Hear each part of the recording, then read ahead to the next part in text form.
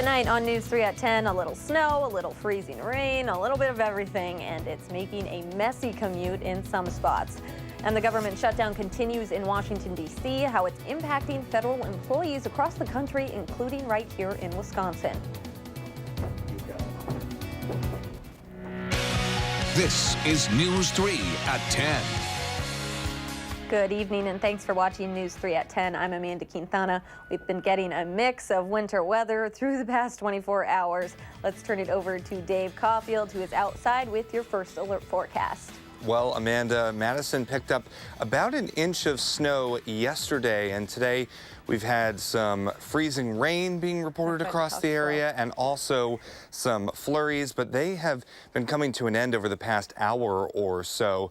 However, we do still have some slippery roads, especially closer to Milwaukee, and some slick spots on the interstate through Rock County, even still into Dane and Columbia County. There are a couple of slick spots, so keep that in mind if you're driving over the next few hours with temperatures in the 20s. A live look in Madison on the WISC-TV Skycam. 22 degrees with still cloudy skies showing up at the airport. Southwest wind at 8 miles per hour. That breeze will pick up overnight and we'll lose the clouds eventually, and we will lose those slick roads as well. Temperatures in some other spots down to 25 in Janesville, 23 in Waukesha, 21 in Lone Rock, and 20 even in the Dells. With that wind chill, even though that wind not too strong right now, still does feel like 9 degrees in the Dells, 11 in Juneau, and lucky 13 in Madison and Watertown. Temperatures and winds over the next 12 hours staying in the low 20s, but then helped by some sunshine and southerly winds. Tomorrow we'll see those temperatures head into the upper 20s by the mid-morning hours, and we'll be in the mid to upper 30s, I should say, for highs tomorrow with plenty of sunshine. It will be windy, however, but still a very nice day compared to the last couple across southern Wisconsin. We'll talk about some rain and snow possible just in time for New Year's Eve in your forecast in just a few minutes. Thank you, Dave. Rock County Sheriff's deputies have arrested a man after they say he tried to evade police by hitting a squad car on Friday morning. 40-year-old Jess Hurley was allegedly involved in a fight, then led police on a car chase. Authorities eventually pulled a maneuver, causing Hurley's car to run into a fence. He was able to run away, but deputies tracked him down about a mile from the vehicle. He's facing charges for battery, strangulation, and false imprisonment, along with resisting arrest. An update to a story we've been following since July. Police in Sylvania say they found human remains that belong to a missing man from Madison. 25-year-old Jonathan Luskin was reported missing in late July. His family says he was on a hiking trip while on break from being a teacher in Hong Kong. His remains were found near a popular hiking trail the day before Christmas Eve. Police do not suspect any foul play. A Sun Prairie hotel delayed by this summer's explosion is close to opening its doors. The Bear House Boutique Hotel was set to open just weeks after the tragedy, but being so close to the explosion, the building's foundation was cracked and windows were broken. Dave Bear, who owns the hotel, also lost his entire office building right next door. He believes that office building actually served as a barrier protecting the hotel from more damage. The city of Sun Prairie has been great, all the residents, in supporting not only the downtown, but supporting us to get back to where we are. The Bears hope to open the 7 rooms in the hotel to guests in about a month. Tomorrow is the last day if you want to see the Henry Vilas Zoo lights for the year. The zoo turns on the display between 5:30 and 9 o'clock. Admission is $7, but kids under 3 can get in for free. This is the 3rd year for the zoo lights. Last year, around 30,000 people visited that display. This is just a great thing.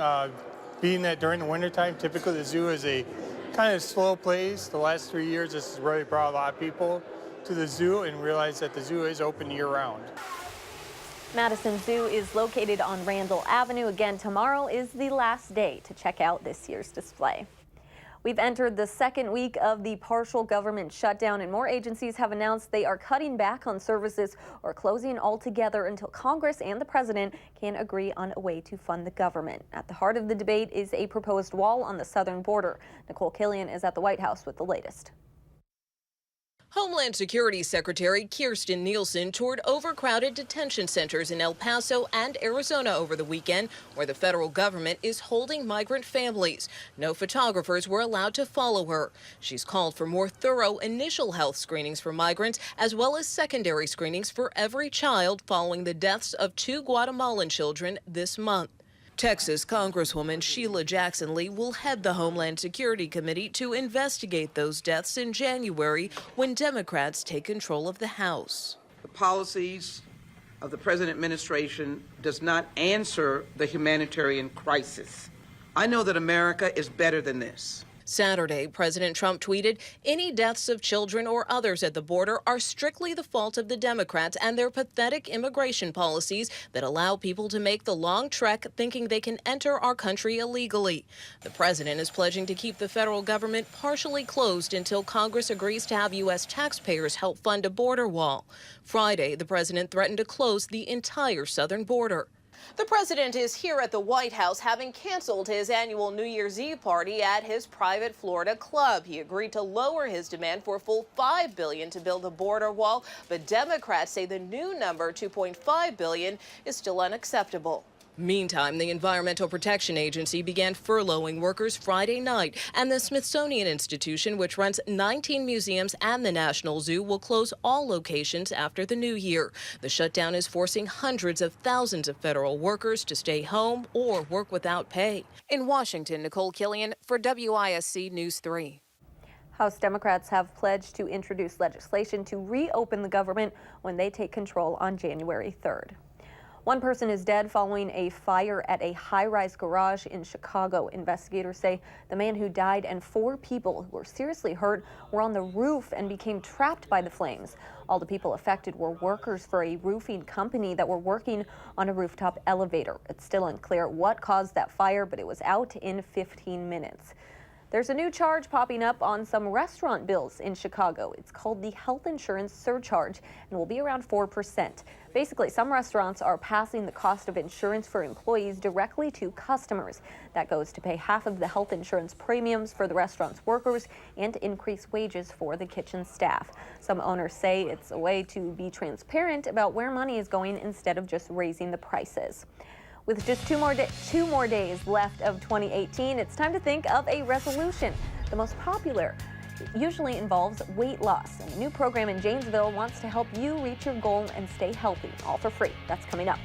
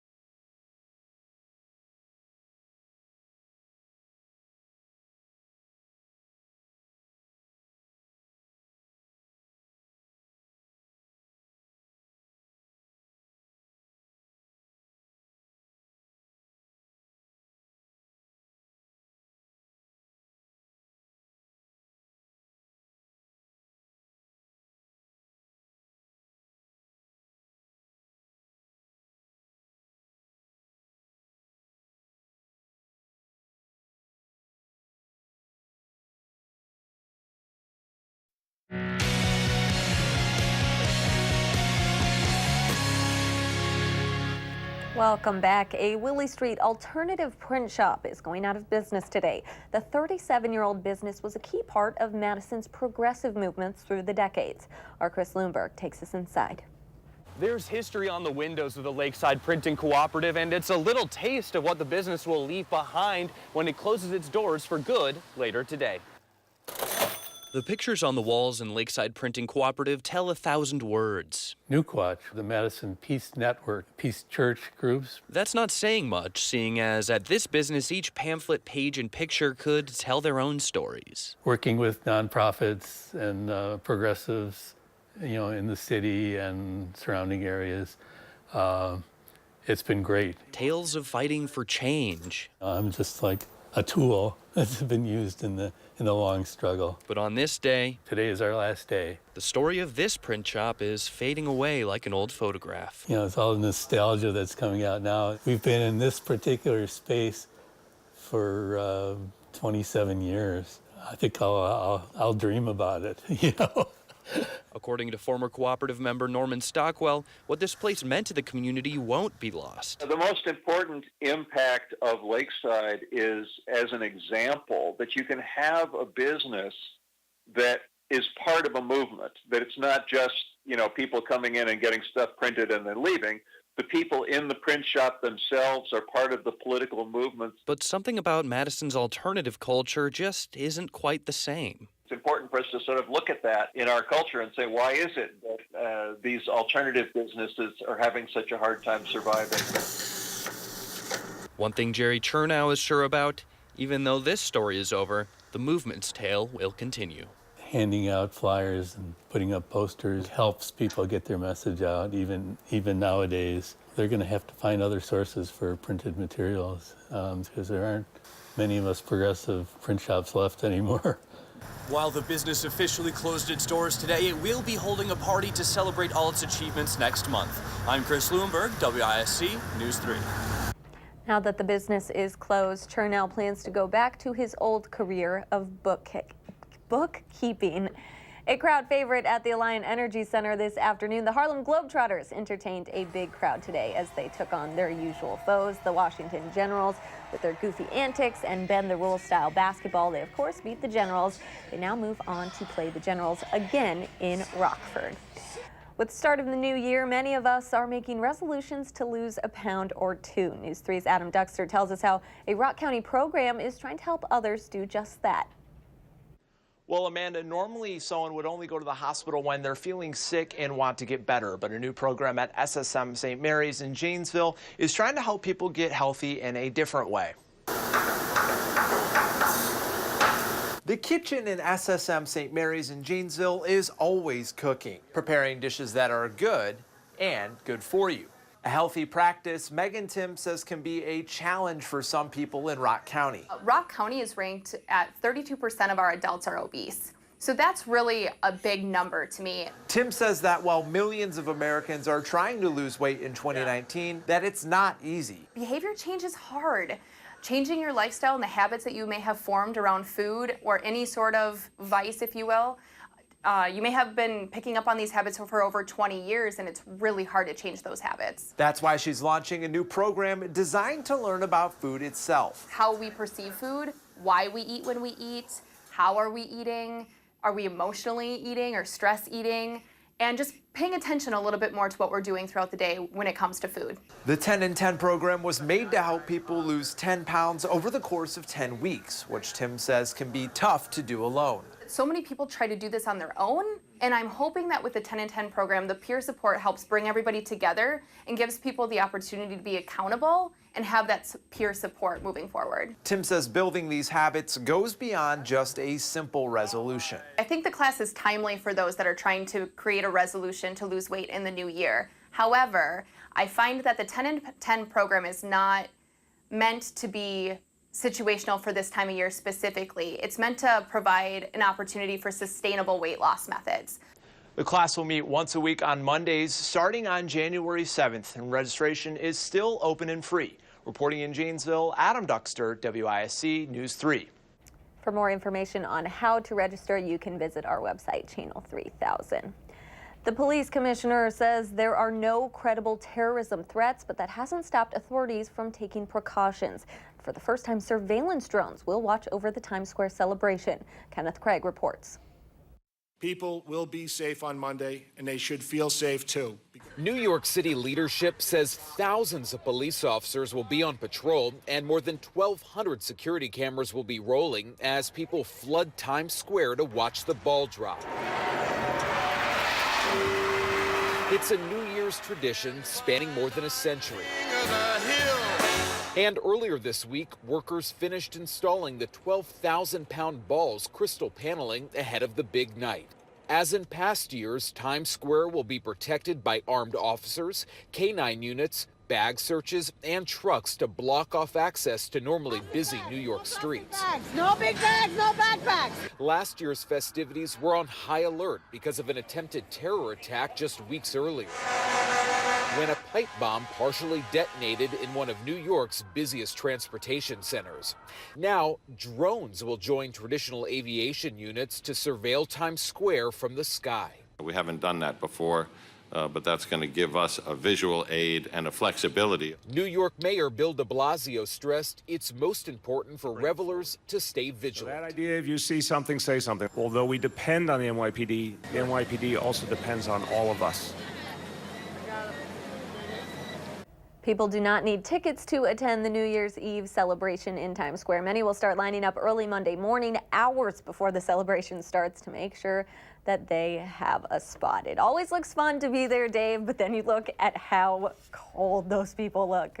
And how crowded it is. Yes. I mean, I grew up in New Jersey, just about 10-15 minutes from Times Square, and I never made it out there. I'm fine watching it on TV, but we are going to be watching New Year's Eve for a different reason, transitions, because we do have the threat of some rain and snow just in time to watch the ball drop, but not in New York, in Madison and across southern Wisconsin. More on that in just a little bit. We had some freezing drizzle this evening that really made roads icy, especially a little bit closer to Milwaukee. There were some reports of icy roads through Rock County, and we still do have a few slick spots on the interstate, but I think we should be okay as that freezing drizzle and snow has wrapped up, although still closer to Milwaukee and heading into Delafield on I-94, still some icy roads being reported. So take care if you do need to travel to Milwaukee over the next few hours. We still may have some icy roads. So December precipitation in Madison, we're now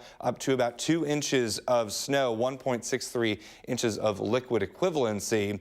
Our biggest precipitation day was on the 27th. Today, picking up a trace of snow with those flurries, but we could add to the snow totals just in the nick of time. I still don't think we're getting anywhere near normal snowfall, which is 13.5 inches in Madison, but we still could add a few inches to that total before 2018 is up. Downtown Madison on the Edgewater Skycam looking at cloudy skies. Today, we saw the clouds for much of the day, keeping temperatures in the mid-20s. Right now, we're in the low 20s in Madison, mid-20s in Janesville, 20 even in Platteville, and in the teens closer to the Dells and Camp Douglas. High temperatures, a little bit yo-yo action over the next couple of days. We're in the 30s Sunday and Monday, but very cold to start the new year with temperatures right around 20, and nighttime temperatures Tuesday night into Wednesday near 0. For tonight, we'll be in the low 20s, breezy and gradually becoming mostly clear overnight into tomorrow.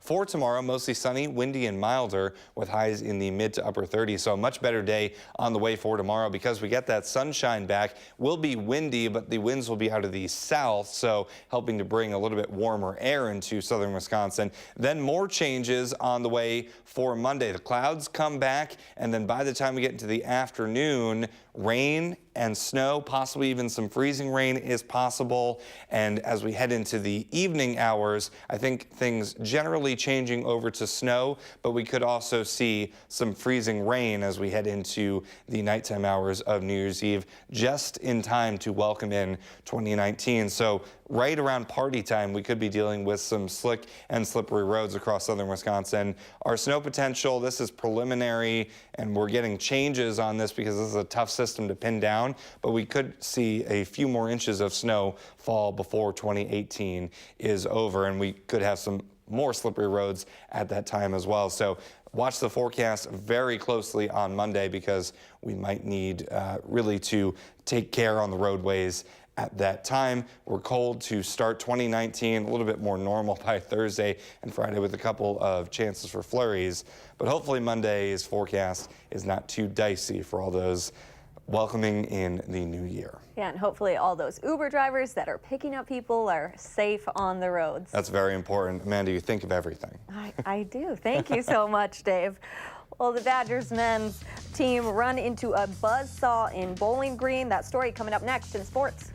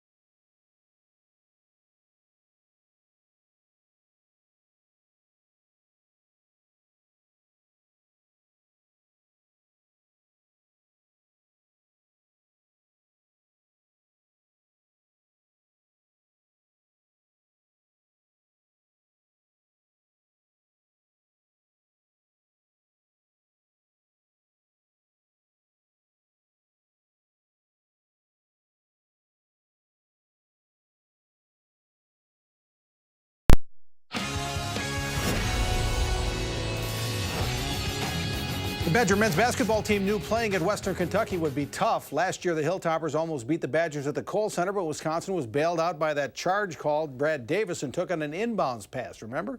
Well, today it was clear from the start that Western Kentucky would give the Badgers all they could handle. First trip down court, they alley-ooped to Charles Bassey, who missed only one shot in the game, scoring 19 points. Now, Davison had a big game for the Badgers today. He scored 26 as Wisconsin kept making runs to keep it close, but you got the sense it wouldn't be the Badgers' day when Delano Banton banked in a three to put them up 5. Then Josh Anderson sealed it with a driving basket and an and one. Hey, hats off to the Hilltoppers. They did a nice job. Final score, Western Kentucky 83, Wisconsin 76. When you're playing in a hostile environment on the road against a good team, you can't you don't have many mulligans in your pocket, so you can't give away opportunities that create momentum or energy and fuel their fire more. And we did too much of that, whether it was turnovers or bad shots, combined with us not being good enough defensively, specifically in the second half. That adds up to giving a team confidence. Only the third loss of the season for the Badgers. Ethan Happ had some early foul trouble, later fouled out, but still managed another double-double with 20 points and 12 rebounds. The Badgers' next game is Thursday against Minnesota at the Kohl Center. That'll be an 8 p.m. tip. It's college football playoff semifinal day. First up, third-seeded and undefeated Notre Dame against second-seeded Clemson at AT&T Stadium. Clemson put in freshman quarterback Trevor Lawrence at midseason, and he showed him why again today. 3 touchdown passes, Clemson into the national championship game. Final score was Clemson 30 and Notre Dame 3. The second semifinals in the fourth quarter now. Alabama leads Oklahoma in the Orange Bowl just outside of Miami. The national championship game is a week from Monday, January 7th at Levi's Stadium in Santa Clara, California. The Big Ten got off to a great start in the bowl season when Minnesota and Wisconsin won their games, but ever since, it's been pretty much a disaster. Auburn beat Purdue yesterday 63-14, and today Coach Harbaugh's Michigan team didn't do much better in the Peach Bowl in Atlanta. Florida scored just about every way you can, with a run, with a pass, and with this interception return for a touchdown. Michigan was ranked 7th in the country, but not anymore.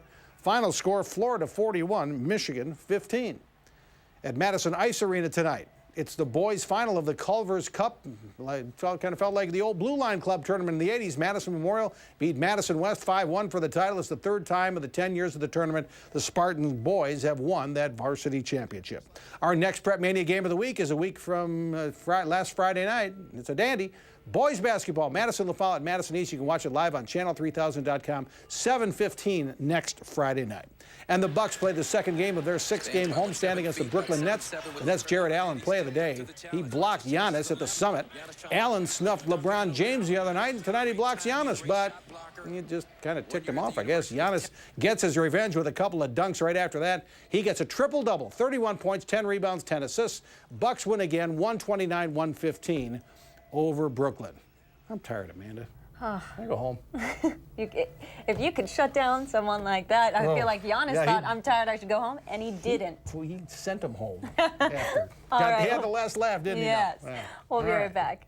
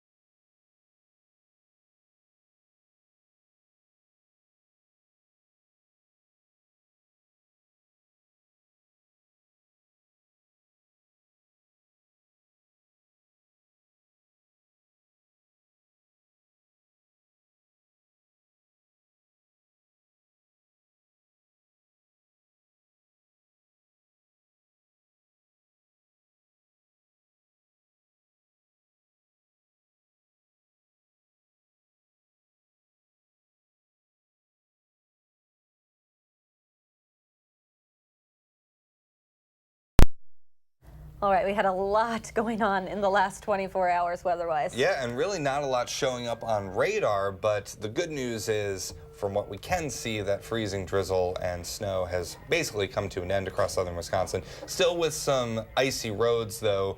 I would say that they're more closer to kind of slick spots possible rather than being iced over like they were in the evening, but still take a little bit of caution with you as you're out and about late tonight. Temperatures are in the 20s, and then we'll say goodbye to the icy roads tomorrow and say goodbye to the clouds because the sunshine will be with us. Highs will be in the mid to upper 30s. We'll be on the windy side, however, so won't be a completely perfect day. And then as we're welcoming in 2019, before we get there, some rain and snow, some freezing rain, more wintry mix is possible as we head into Monday.